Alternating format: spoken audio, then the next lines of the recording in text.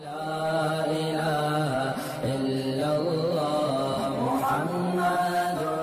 رسول الله. الحمد لله وكفى والصلاة والسلام على سيد الرسل وخاتم الأنبياء. أما بعد فأعوذ بالله من الشيطان الرجيم. بسم الله الرحمن الرحيم. قال الله تبارك وتعالى في القرآن المجيد والفرقان الحميد. وإذ قلتم يا موسى لن نصبر على طعام واحد فادع لنا ربك يخرج لنا مما تنبت الأرض من بقلها وقثائها وفومها وعدسها وبصلها. صدق اللہ العظیم وصدق رسولہ النبی الکریم ونحن علی ذلک لمن الشاہدین والشاکرین والحمد للہ رب العالمین. قابل تکریم معزز و مکرم سامعین، سورۃ البقرہ آیت نمبر 61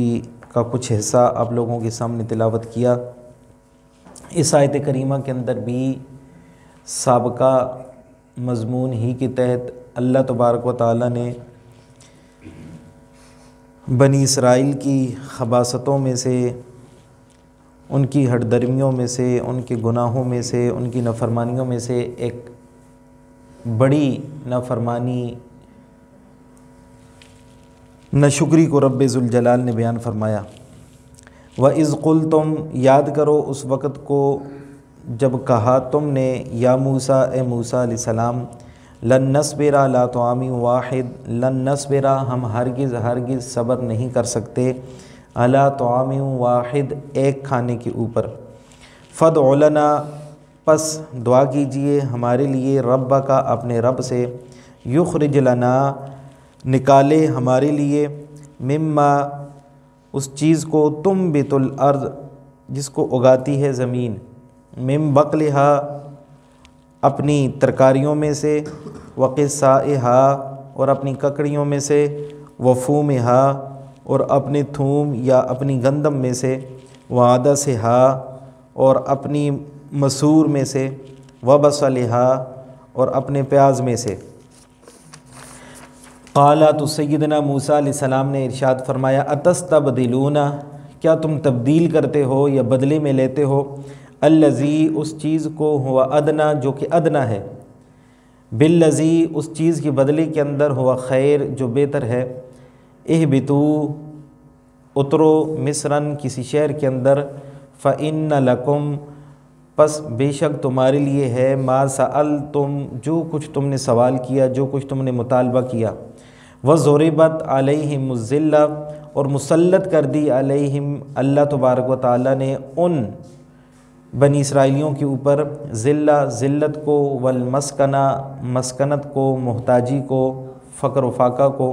وباءوا، اور وہ لوٹے، بغضب من اللہ، اللہ تبارک و تعالیٰ کے غضب کے ساتھ. ذالک بانہم،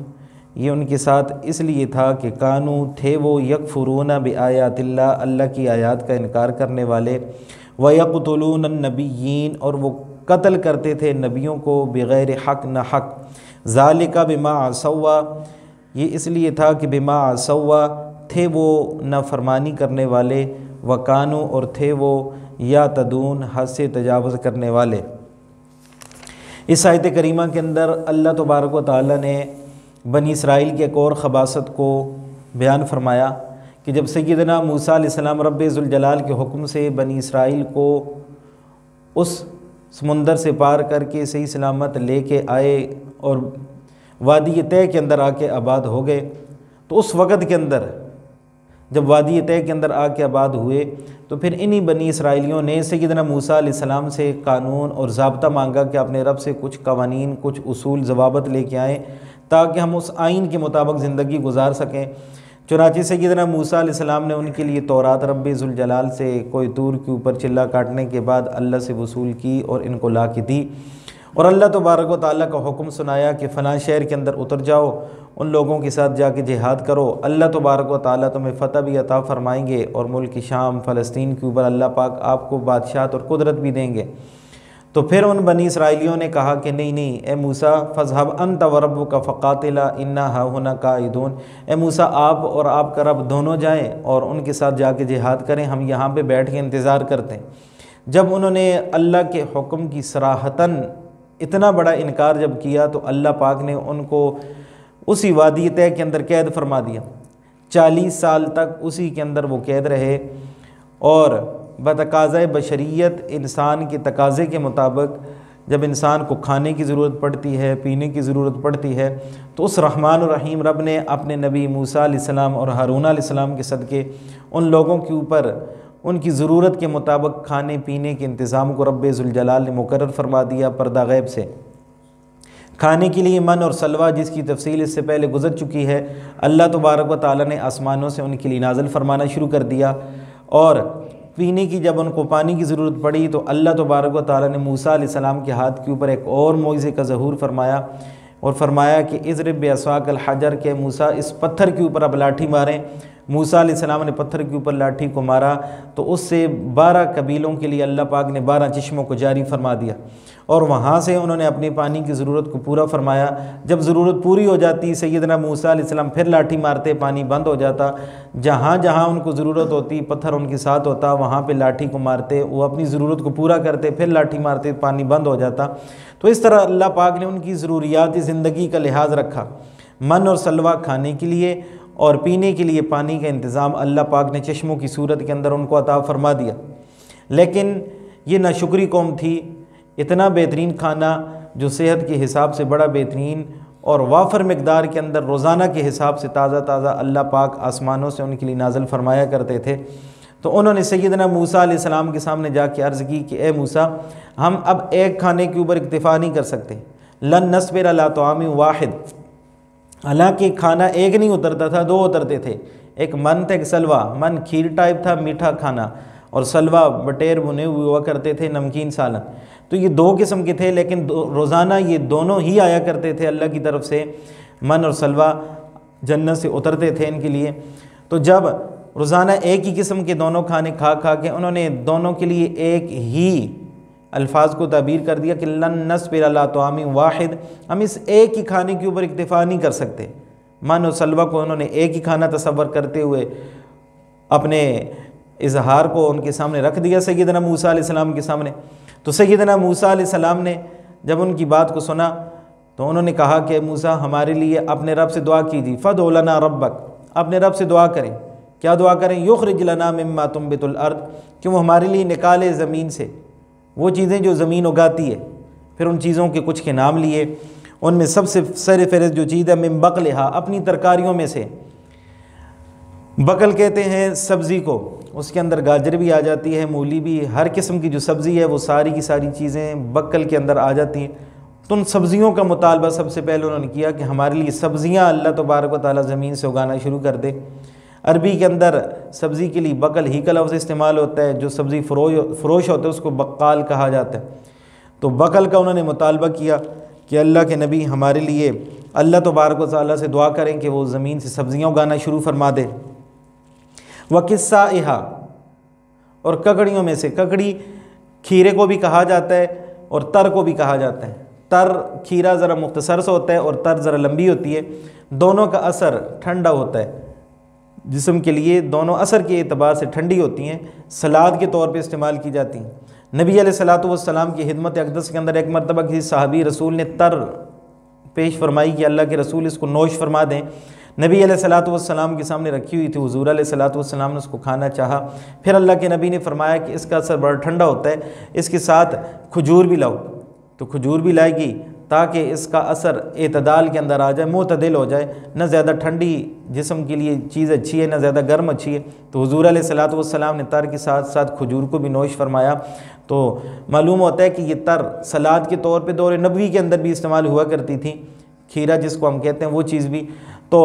حضور علیہ الصلوۃ والسلام اور صحابہ کرام کے دور کے اندر بھی یہ چیزیں ہوا کرتی تھیں۔ بنی اسرائیل نے اس چیز کا بھی مطالبہ کیا، وقصائہا، کہ ککڑیوں میں سے، تروں میں سے یا کھیروں میں سے بھی جو زمین اگاتی ہے وہ چیزیں بھی ہم لوگوں کے لیے اللہ پاک اگائیں۔ وفومہا، فوم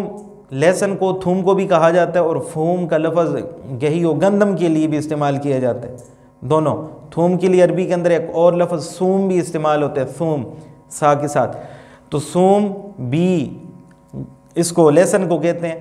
فوم بھی لہسن کو کہا جاتا ہے. یہاں پہ دونوں معنی کیے جا سکتے ہیں کہ انہوں نے مطالبہ کیا کہ ہمارے لیے لہسن بھی اللہ پاک زمین سے پیدا فرمائے، یا گندم بھی اللہ تبارک و تعالی ہم لوگوں کے لیے زمین سے پیدا فرمائے. اور لہسن کے اندر یا پیاز وغیرہ کے اندر یا مولی کے اندر ہماری شریعت ہم لوگوں کو ایک حکم دیتی ہے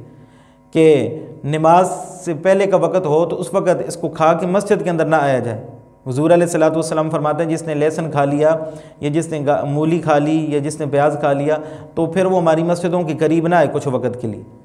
کیوں نہ آئے؟ اس لیے کہ جب وہ مسجد کے اندر آئے گا تو اس لہسن کی وجہ سے یا اس مولی کی وجہ سے یا پیاز کی وجہ سے اس کے منہ سے ایک سمیل آئے گی، وہ بدبو آئے گی. نماز کے اندر جب کھڑا ہوگا تو ساتھ جو نمازی ہوگا اس کو اس کی بدبو محسوس ہوگی تو وہ تنگ ہوگا.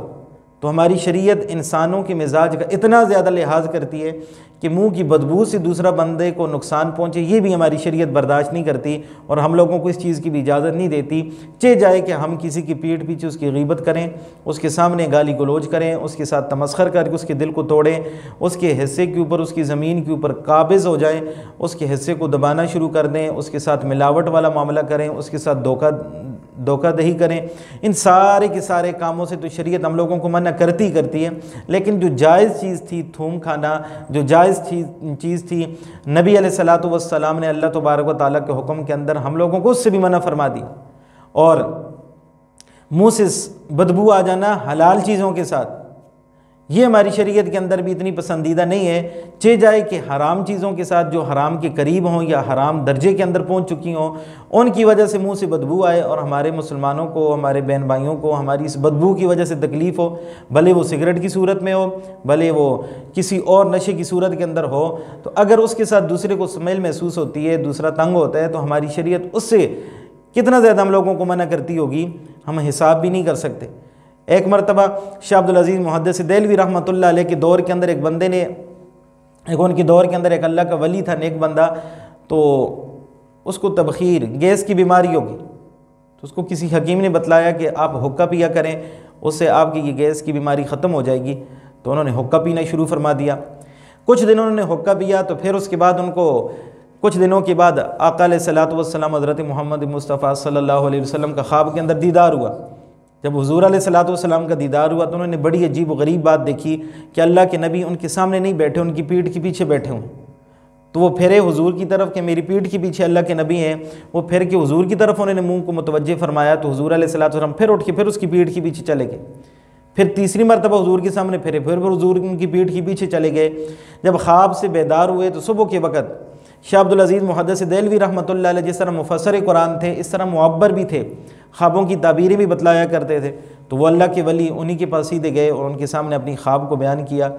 کہ مجھ سے کیا جرم ہو گیا ہے کہ اللہ کے نبی میرے سامنے نہیں بیٹھنا پسند فرما رہے ہیں. تو انہوں نے ان سے یہی بات پوچھی کہ آپ کوئی نشہ آور چیز یا حقہ وغیرہ تو استعمال نہیں کرتے؟ انہوں نے فرمایا کہ ابھی چند دنوں سے میں نے تبخیر کی وجہ سے حقے کو استعمال کرنا شروع کیا. تو انہوں نے تعبیر یہ بتلائی کہ اس کی سمیل، اس کی بدبو کی وجہ سے اللہ کے نبی آپ کے سامنے بیٹھنا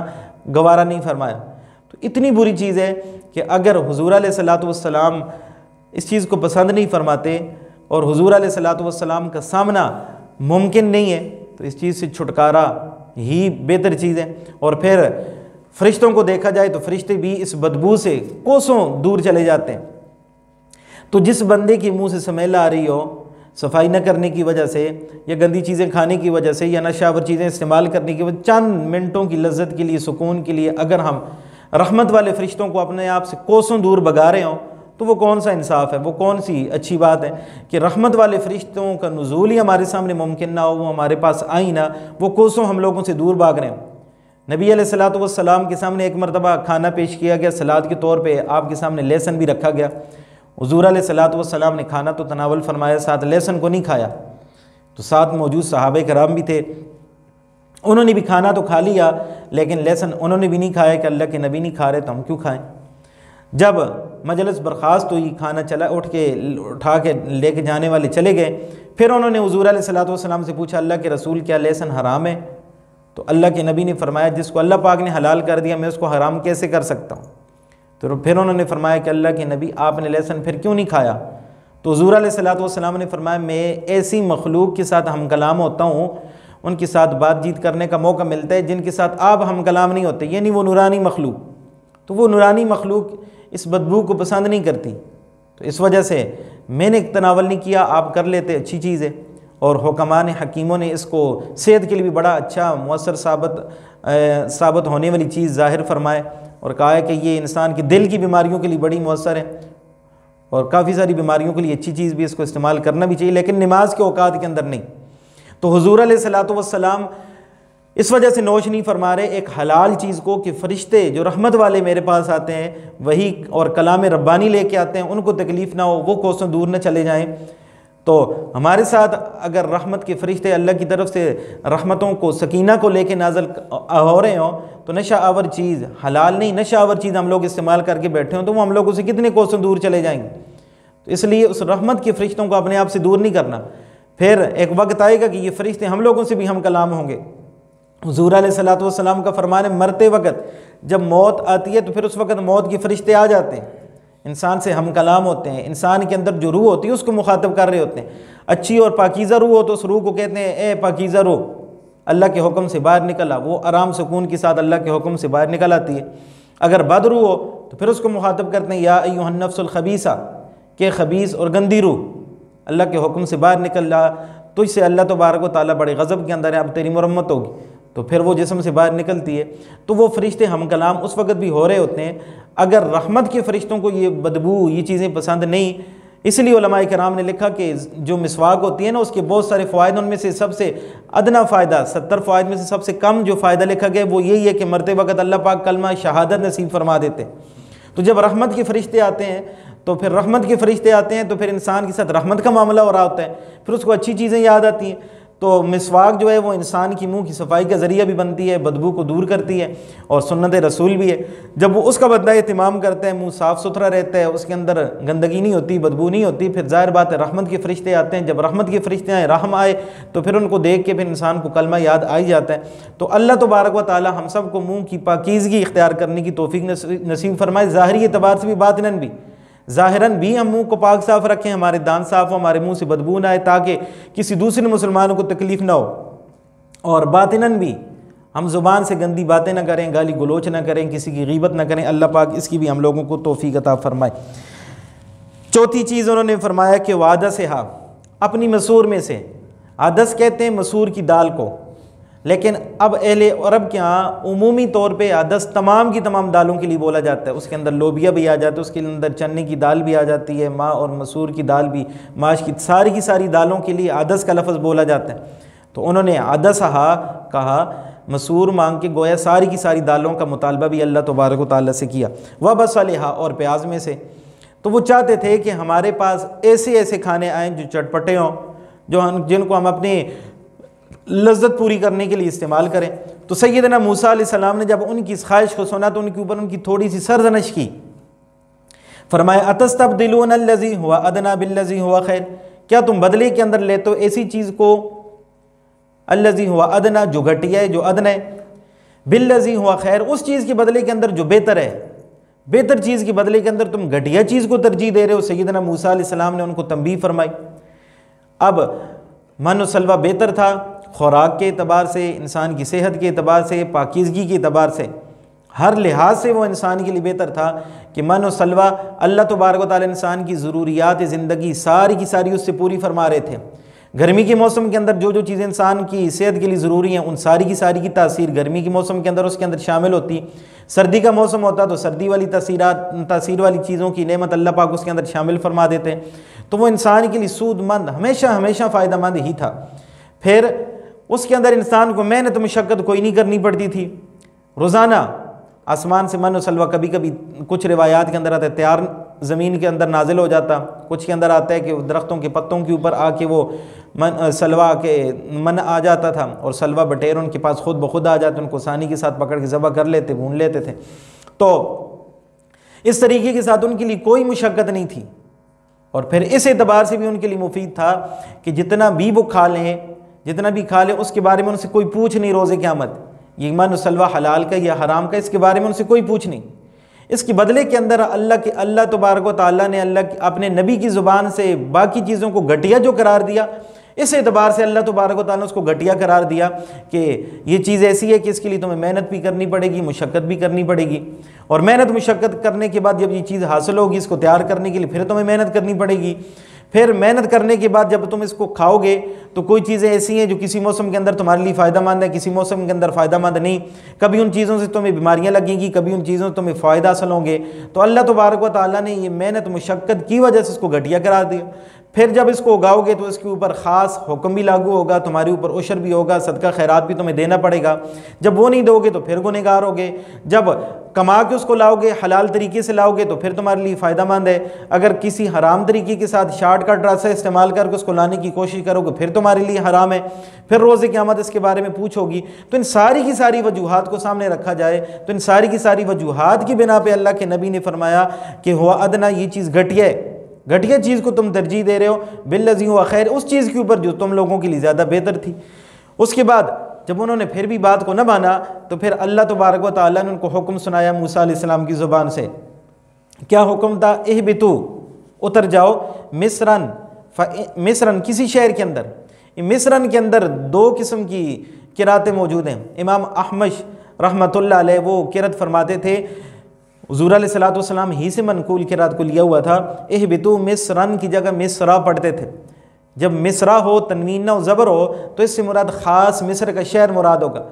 یعنی اللہ نے ان کو حکم دیا اتر جاؤ اس مصر شہر کے اندر جہاں سے تم آئے ہو،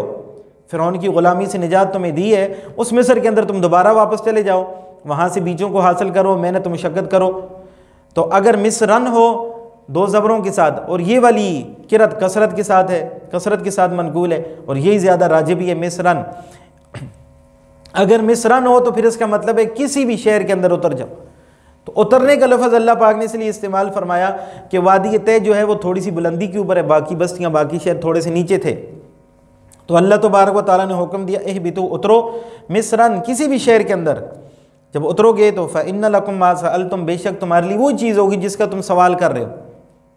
لیکن شرط لگا دی کہ اگر تم اس اعلیٰ چیز کے اوپر ادنا چیز کو گھٹیا چیز کو ترجیح دے رہے ہو، پھر یاد رکھو کسی شہر کے اندر چلے جاؤ، وہاں سے بیجوں کو حاصل کرو، پھر بیجوں کو حاصل کر کے تم اس کو کاشتکاری کرنا شروع کر دو، لیکن یاد رکھو کہ جس وقت تمہارے ہاتھوں کے اندر بیج آ جائیں گے پھر اللہ کی رحمت تمہارے اوپر جو من و سلوہ کی صورت کے اندر ہے وہ ختم ہو جائے گی۔ تو انہوں نے اس بات کو بھی سامنے رکھا، گئے شہروں کے اندر اترے، وہاں سے بیجوں کو حاصل کیا، اللہ پاک نے من اور سلوہ کو رکوا دیا، من و سلوہ والا سلسلہ ختم ہو گیا۔ پھر اللہ پاک فرما رہے ہیں ضربت علیہم الذلہ، ان کے اوپر مسلط کر دی گئی ذلت مسلط کر دی گئی، والمسکنہ، اور مسکینی محتاجی ان کے اوپر مسلط کر دی گئی۔ وہ دور ہے اور آج کا دور ہے، ان کے اوپر ذلت بھی ہے اور مسکنت محتاجی بھی ہے۔ کچھ لوگ سمجھتے ہیں کہ یہود کے پاس مال و اسباب زیادہ ہیں، لیکن ان لوگوں کی سوچ یہ غلط ہے۔ تفسیر عثمانی والوں نے لکھا ہے کہ جو یہودی ہیں ان میں سے اکثر محتاج ہی ہیں، جن میں سے کچھ کے پاس مال و اسباب کثرت کے ساتھ نظر بھی آتا ہے، تو ان کا جو مال و اسباب ہے وہ والا مال و اسباب وہ اپنے زیر نگیں ہی رکھتے ہیں، چھپا کے ہی رکھتے ہیں، اس کا زیادہ ظہور نہیں کرتے، زیادہ ظاہر اس کو نہیں کرتے، اپنی محتاجی ہی کو ظاہر کر رہے ہوتے ہیں۔ جن کے پاس مال و اسباب کثرت کے ساتھ، دیکھیں آج ہمیں نصارہ تو عیسائی تو بہت سارے کثرت کے ساتھ نظر آتے ہیں، ان کی مال و اسباب، ان کی تجارتیں، یہ چیزیں نظر آ رہی ہیں، لیکن یہود کو اللہ تبارک و تعالیٰ نے کسی ملک کے اوپر حکمرانی 2000 سال تک تقریباً یہ غلامی ہی کے اندر پستے رہے ہیں، غلامی ہی کی زندگی یہ گزارتے رہے، کسی نہ کسی ملک کے اندر ان کو غلامی کی زندگی ملی ہوئی تھی، وہ زندگیاں گزار رہے تھے۔ اب یہ دنیا کے اندر اگر اسرائیل کے اندر اگر ان کو حکومت مل بھی گئی ہے تو یہ اعتراض کرنا بجا نہیں ہوگا کہ اللہ پاک نے ان کے اوپر ذلت اور مسلط کیا ہوا ہے، تو یہ ان کو حکمرانی کیسے مل گئی؟ ان کی حکمرانی ایسی ہے کہ آدھی زیادہ دنیا اس کو تسلیم ہی نہیں کر رہی۔ پھر اس کے باوجود اللہ تبارک و تعالیٰ نے چوتھے پارے کے اندر جو بیان فرمایا تھا کہ ان کے اوپر ذلت اور مسکنت ہے، محتاجی ہے، لیکن 2 شرطیں اگر یہ پوری کر لیں تو وہ ختم بھی ہو سکتی ہے۔ وہ 2 شرطیں کون سی ہیں؟ الا بحبل من اللہ، اگر اللہ تبارک و تعالیٰ کی رسی کو تھام لیں، یعنی اسلام کے اندر آ کے داخل ہو جائیں، تو تب بھی ان کی ذلت مسکنت تھوڑی بہت کم ہو سکتی ہے۔ مسلمان بن جائیں گے تو اللہ تبارک و تعالیٰ ان کے اوپر سے ان اثرات کو زائل فرما دیں گے، اور ان کو خوشحالی کی زندگی نصیب ہونا شروع ہو جائے گی۔ اور دور نبوی کے اندر بھی جو یہودی مسلمان ہوئے اللہ تبارک و تعالیٰ نے ان کو بڑی عزتیں عطا فرمائیں، بڑی عزتیں۔ اور دوسرا فرمایا الا بحبل من اللہ وحبل من الناس، اگر لوگوں کی رسی کو پکڑ لیں تب بھی، لوگوں کے ساتھ اچھا پن شروع کر دیں، لوگوں کو اپنے حمایتی بنانا شروع کر دیں، تب بھی ان کی مسکنت عارضی طور پہ، وقتی طور پہ، کچھ وقت کے لیے ختم ہو سکتی ہے۔ تو پہلے معاملے کو تو انہوں نے پورا نہیں کیا، پہلی شرط کو تو وہ پورا نہیں کرتے، بڑے ضدی اور ہٹ درم ہوا کرتے کہ اللہ تبارک و تعالیٰ کی رسی کو مضبوطی سے پکڑ لیں، یعنی قرآن کو اور اللہ کے نبی کے فرمان کو۔ یہ تو ممکن نہیں، بہت کم ہے جنہیں اللہ پاک ہدایت عطا فرما رہے ہیں، لیکن وحبل من الناس، لوگوں کی رسی کو انہوں نے پکڑا ہوئے، لوگوں کے ساتھ تعلقات، معاملات، یورپ والوں کے ساتھ، امریکہ والوں کے ساتھ اور فرانس والوں کے ساتھ ان کے تعلقات ایسے ہیں کہ جن ہی کی وجہ سے ان کو آج حکومت بھی ملی ہوئی ہے، اگر وہ اپنا ہاتھ کو کھینچ لیں تو پھر ان کی یہ مسکنت دوبارہ سے شروع ہو جائے۔ تو اللہ تبارک و تعالیٰ جو شرط لگائی ہے وہ بالکل بے عینی ٹھیک ہے کہ ان کے معاملات عیسائیوں کے ساتھ کچھ ہیں جس کی وجہ سے ان کی آج تھوڑی بہت حکومت بھی ہم لوگوں کو نظر آ رہی ہے۔ اگر یہ نہ ہوتی تو ذلت اور مسکنت انہی کا مقدر ہے، وہ انہی کی مقدر کے اندر رہے گی انشاءاللہ۔ تو اللہ تبارک و تعالیٰ نے فرمایا ضربت علیہم الذلہ والمسکنہ، مسلط کر دیا اللہ تبارک و تعالیٰ ان کے اوپر ذلت کو، والمسکنہ اور محتاجی کو۔ وباؤ، جب شہروں سے واپس آئے تو اللہ پاک فرما رہے ہیں وباؤ، اور وہ لوٹے بغضب من اللہ، اللہ تبارک و تعالیٰ کے غضب کے ساتھ۔ اور اللہ کا غضب، اللہ کا عذاب ان کے اوپر کیوں تھا؟ ذالک بانہم کانوا یکفرون بآیات اللہ، اس لیے کہ انہوں نے اللہ پاک کی آیات کا انکار کیا۔ اللہ تبارک و تعالیٰ جو حکم دے رہے تھے اور اس کا سراطن انکار کر رہے تھے کہ ہم یہ نہیں کرتے، یہ نہیں کرتے، تو اس وجہ سے اللہ پاک نے ان کے اوپر یہ ذلت، یہ مسکنت، اپنا عذاب مسلط فرمایا۔ اور دوسرا جرم ان کے اندر تھا وَيَقْتُلُونَ النَّبِيِّينَ بِغَيْرِ حق، کہ وہ نبیوں کو قتل کرتے تھے بغیر حق، نہ حق نبیوں کو قتل کرتے تھے۔ ایک ایک دن کے اندر 300 انبیاء کو بھی انہوں نے قتل کیے۔ حضور علیہ الصلوۃ والسلام فرماتے ہیں، حضرت ابی عبیدہ بن جراح رضی اللہ عنہ کی روایت فرماتے ہیں کہ ایک علاقے کے اندر کئی سارے قومیں آباد تھیں، 43 کے قریب قومیں آباد تھیں، ہر قوم کو اللہ پاک نے نبی عطا فرمایا ہوا تھا۔ اس وقت تو تھوڑے تھوڑے علاقے، ایک ایک قوم ہوتی تھی، ایک خاندان کو اللہ پاک نبی عطا فرما دیتے۔ 43 قومیں، 43 خاندان آباد تھے، ان کو اللہ پاک نے 43 انبیاء بھی عطا فرمائے ہوئے تھے۔ تو قوم والوں نے آپس کے اندر مشورہ کیا، اب حضور علیہ الصلوۃ والسلام فرما رہے ہیں قوم والوں نے آپس میں مشورہ کیا کہ یہ نبی ہمیں روزانہ تنگ کرتے ہیں، تبلیغی جماعت والوں کی طرح روزانہ ہمارے پاس آ جاتے ہیں، یہ کرو یہ کرو یہ کرو، تو ہم ان لوگوں سے تنگ ہیں، لہٰذا ان کا صفایا کر دینا چاہیے۔ تو ساری کی ساری قوم، 43 کی 43 قوموں کے نہ ماننے والے متحد ہوئے اور صبح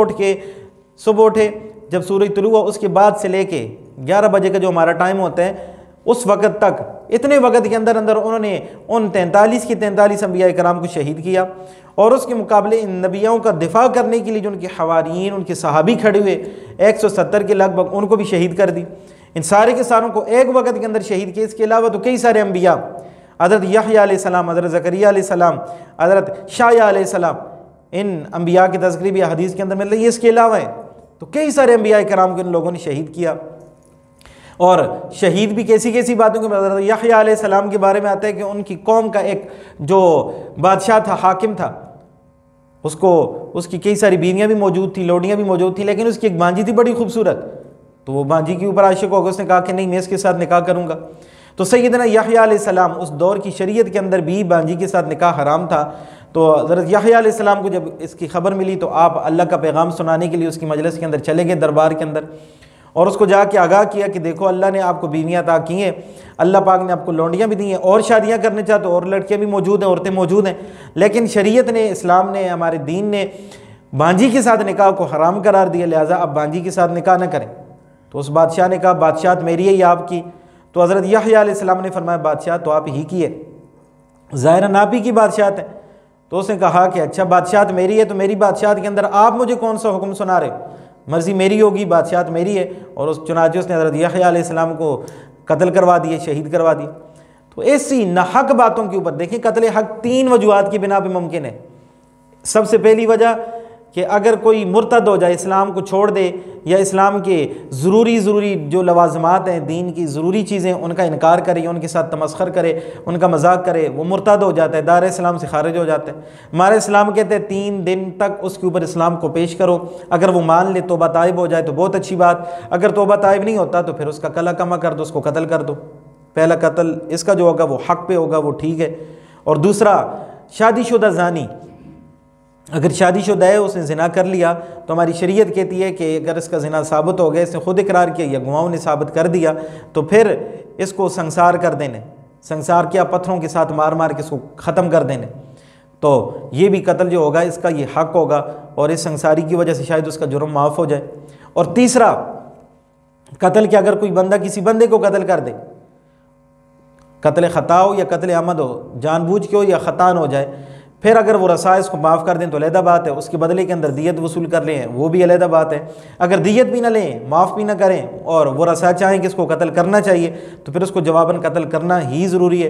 تو اس کو جو قصاصاً قتل کیا جائے گا وہ بھی حق کے اوپر ہوگا۔ تو یہ تین صورتیں ہیں کسی کو دوسرے کو قتل کرنے کی، مارنے کی۔ تو انبیاء کے اندر ان تینوں صورتوں میں سے کوئی صورت پائی نہیں جاتی، ان صورتوں میں سے کسی صورت کا سوچنا یا شبہ کرنا یہ بھی انسان کو اسلام سے خارج کر دیتا ہے۔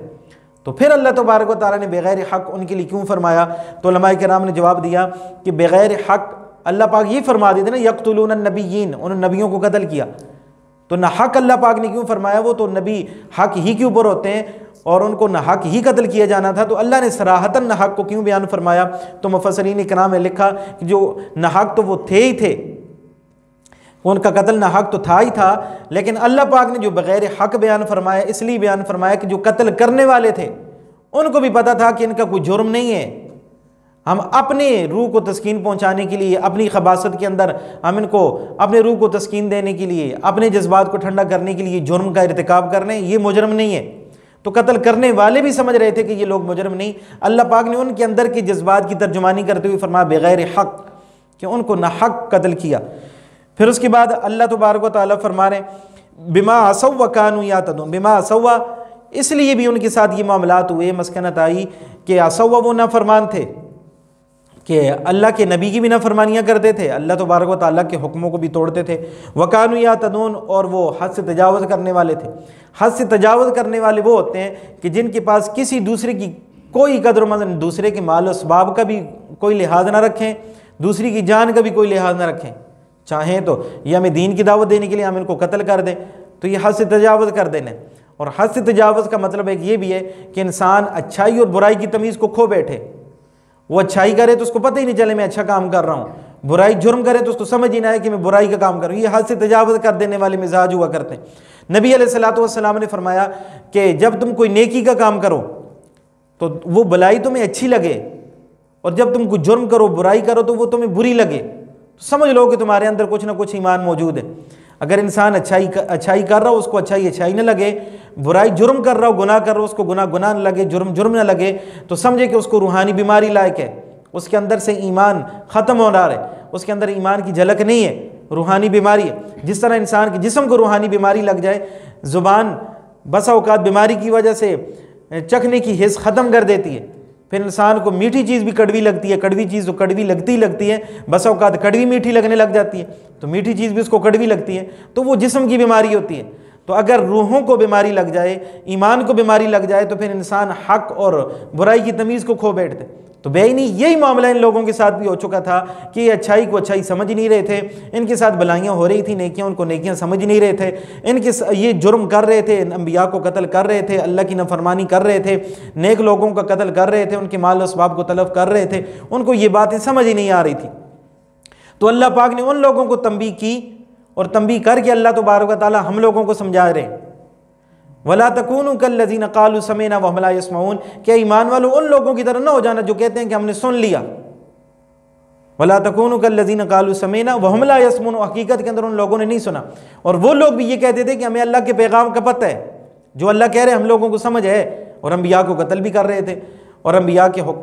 نافرمانیاں بھی کر رہے تھے۔ تو اللہ تبارک و تعالیٰ ان قصوں کو، ان باتوں کو بتلا کے ہم لوگوں کو بتلا رہے ہیں وَلَا تَكُونُوا كَالَّذِينَ قَالُوا سَمِعْنَا وَهُمْ لَا يَسْمَعُونَ،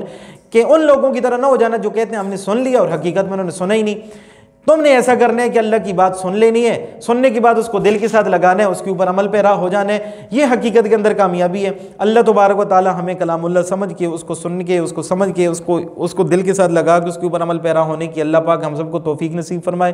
ان یہود کی جو حسرت تھی اللہ پاک اس سب سے ہم سب کی حفاظت فرمائے۔ وآخر دعوانا الحمدللہ رب العالمین۔